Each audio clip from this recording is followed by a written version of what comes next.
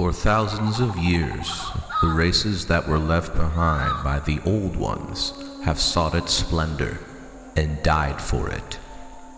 The lure of gold has such an effect on the mind that brothers have come to blows over the possessions of a mere handful. From the times the first dwarf forges deep within the Karags were built, the greed for gold has been the reason for many battles. Never has the pursuit of this element been as great as it is now. It is the lure of gold that brings the races of the world to the continent of Lustria. This is a place that is filled with steaming hot jungles, boiling lava pits, and all manner of creatures too hideous to describe. Lustria is said to contain entire cities of gold and treasure. Braving the elements and untold dangers, explorers toil endlessly through the jungle and amongst the ancient ruined cities, searching for gold to fill their coffers.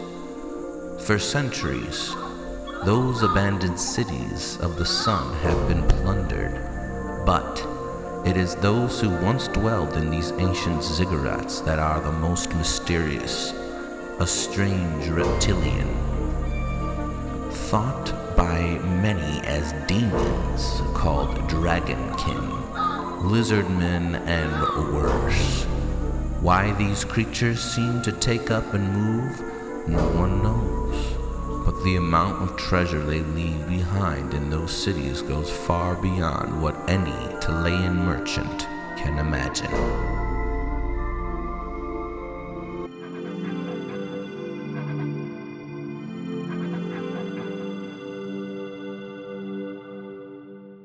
Hey guys, welcome back to Legendary Tabletop. I'm Greg, your host. And today we're continuing our build series with our new Mordheim board based in Lustria.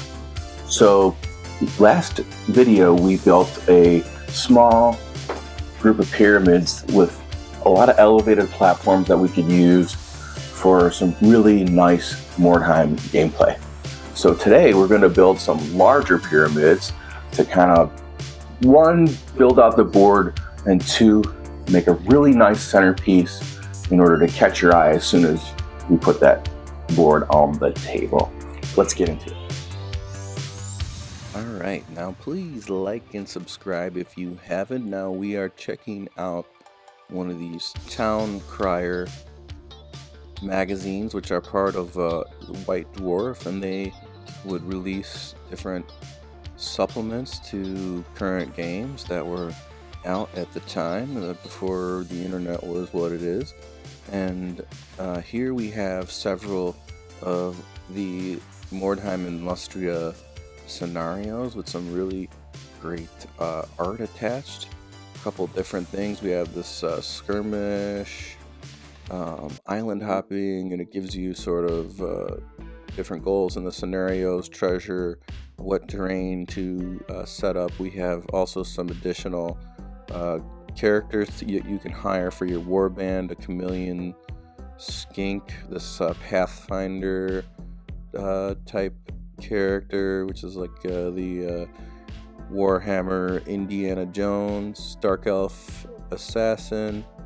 There also was a supplement in here, and all this magazines and these supplements can be found in broheim.net, which we will put in below. And here is this pyramid somebody built many years ago, so I'm thinking that we're going to use that as inspiration and build a centerpiece and another piece for our Lustrian adventures, so to speak, here in Mordheim for Lustria build. And now, last video on our part 1, this is part 2 of the series. We built kind of these small pyramids, and this week I'm going to build this sort of centerpiece pyramid. And these are just nice big pieces of XPS foam. Now I made this 4 times the size of those pyramids in the first video, and that is because I use these in my tile system, which I use for dungeons and different games, so that I can use this obviously for more than just Mordheim, right? Because it's always good to get multi-use out of your items. And now, so yeah, this is basically 4 tiles, and I have this forest tile, river tile system, which was kind of for like a forest situation, but we were able to sort of adapt it to this Mordheim board, so that all I had to do was kind of build the jungle pieces and the temples, like the Lizardmen temples. So you see here that we've sort of recreated the temple from last week, but we made it a little bit wider and made a lot more platforms here, some Mordheim stuff, what we call the treehouse effect. Lots of little platforms and sneaky spots for our naughty sneaky boys and girls to have their skirmish battles and make Mordheim what it is. And now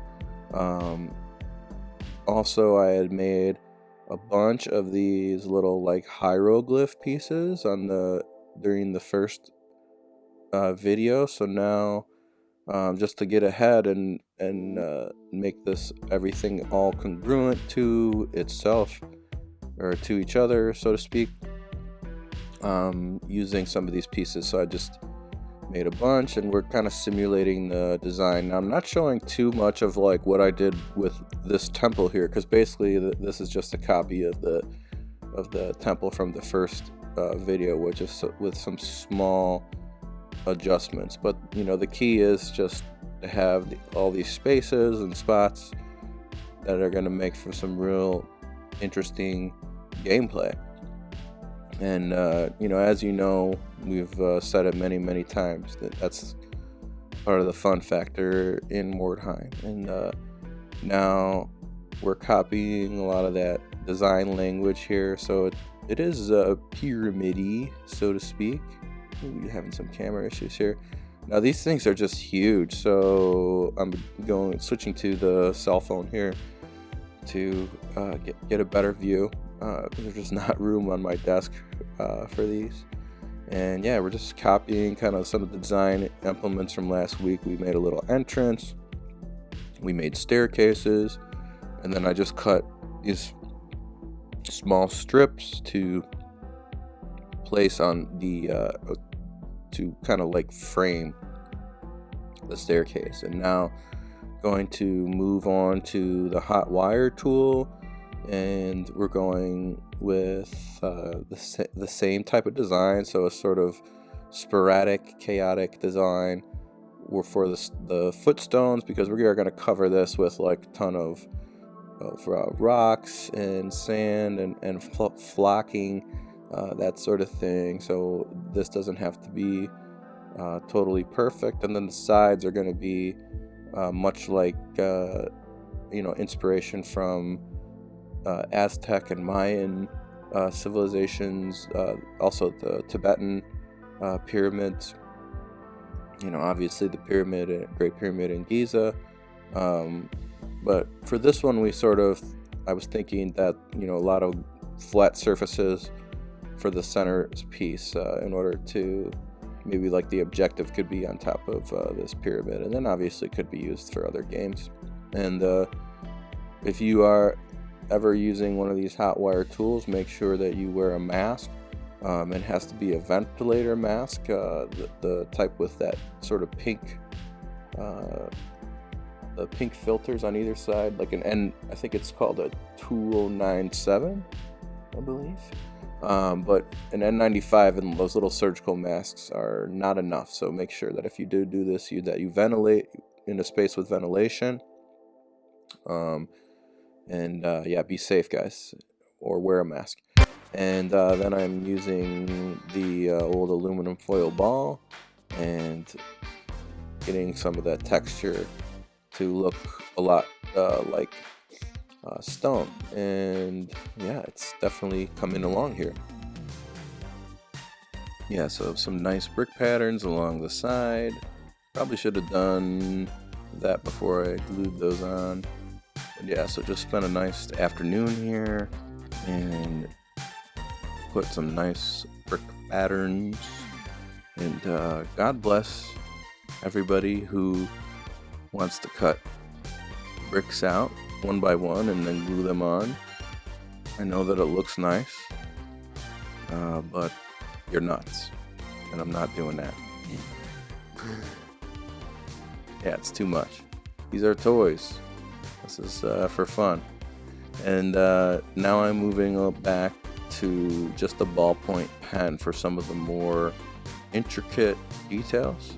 So I'm putting little cracks in the stone here just to create some sort of age in the piece. And then I'm copying some of those design pieces from the hieroglyphs and our other pyramids, and I'm just creating some geometric shapes and filling these little spots. And the ballpoint pen is a nice way to make indentations in the foam if you want to make softer details, and you kind of just like saw gently. You can't go too hard initially, but if you are a beginner, just play with a few pieces at first to get the feel of how the pen and the foam react to each other, and you will have no problem. Like with anything, just do it. Just get into it. Just get started, and you'll be able to go from there. So now we have some other stuff that we had used from last week, and to create some texture and things. And when we started the project, we just made a bunch of this stuff. So I have this 3D printed stuff. This is from One Page Rules. They make One Page Rules. They make scatter terrain. There we go. I made some little green stuff skulls, and I'm trying to learn a little bit about sculpting. I don't think I'm ready to teach you guys, but eventually maybe. And then I have these beads from the Dollar Tree that are going to be sort of like little terracotta vases and stuff to kind of create these that maybe they're runes. They're just sort of like unkept in the jungle, and there's stuff growing on them. So a bunch of tacky glue in some of the corners, and I used the rocks and some of the little pieces to hide some of the imperfections of the build here, because the foam is not perfect by any means.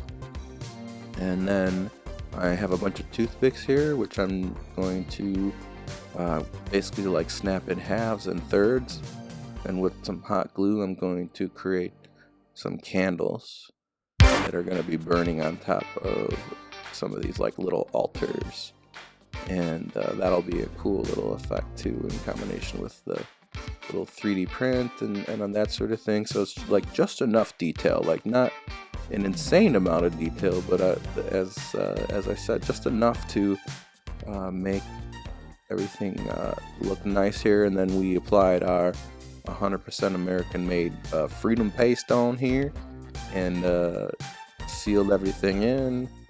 And this is always a really nice part of the project, where you finally get to see what this thing kind of looks like as a whole. And it's not all pink and sand and rocks and sort of things, which sort of brings you out.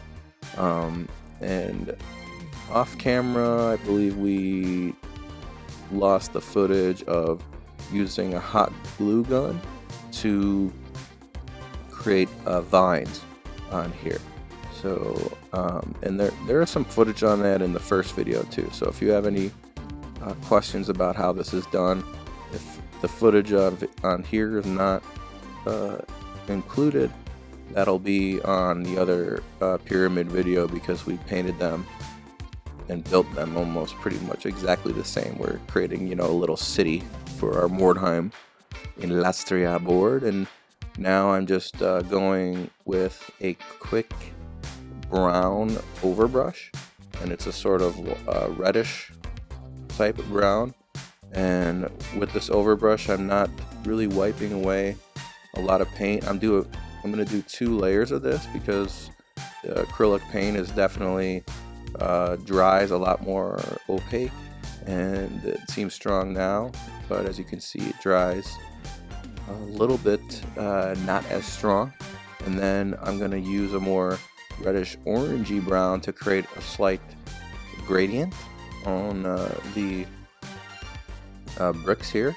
And so we're just creating this sort of brownish, tannish, maybe sandstone type thing. And so that is kind of what our Lizardmen city is built of. And then now I have this sort of tan color, which I created myself. This is well, I didn't invent it, but I made a mix of it myself. And this is basically white with a little bit of yellow and a little bit of that same brown, and it's sort of like a tan color. And now I'm going to brush that on the surfaces that are, you know, with have the sun, the rays of the sun beating down on them, and to create sort of a light, the illusion of light. And you can see now the full effect of that. And then I have here just a nice green, couple different greens here, and I'm going to take a smaller brush, and I'm going to basically just hit all these little vines, and that's going to not only get the jungle vibes going, but there is a nice contrast happening in the colors with this sort of dry, tan, warm tones that are all over the pyramid, and then the cool green. And then after that dries, I will get a more yellowish green and just kind of hit some of the edges here, and kind of just creating a little bit of dynamics in that piece. And looks very strong right now, and you can take this as far as you want. I'm just doing the 2 layers, and that's enough for me. I spend a lot more time with my miniatures.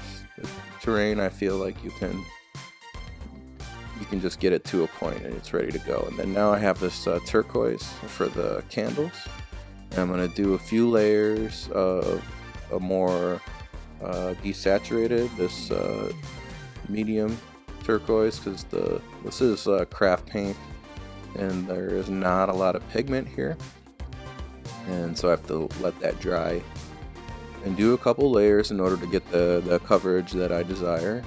And then after that dries, I put a lighter turquoise, basically this blended with white, on the tops of the candles to create a little bit of a gradient. And then I've got a bunch of these plastic Dollar Tree plants that come in different colors, and I'm just going to do some tedious work here and cut them up. Now these are very inexpensive, but because they're designed for something else, so you have to spend, this took a few hours to cut everything apart, but the look at the end is really good.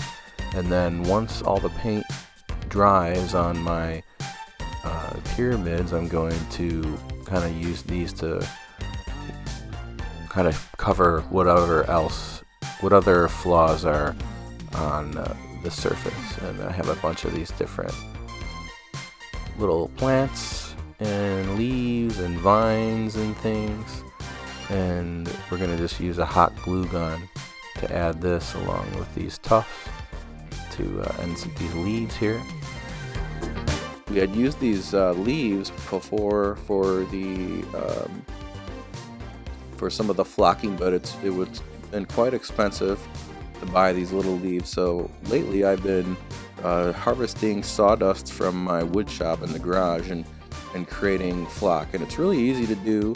You just use a little bit of water, mix the inexpensive craft paint with that, and then you just mix with a toothpick and then like lay it out on a piece of cardboard, and like put it like near a vent in your house or next to a space heater or just in the sun if it's warm, and let it dry.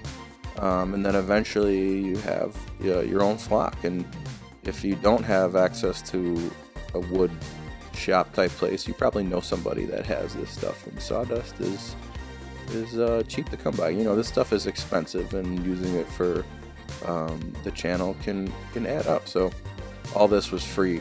I just, had done some furniture projects, some stuff around the house, and I had buckets of sawdust. I got that dad inventory in the house where you just keep stuff, and then different colors. And then I basically created my own flock. So this is sort of like the forest mix, and we'll show some stuff in some other videos. But yeah, that's what we got.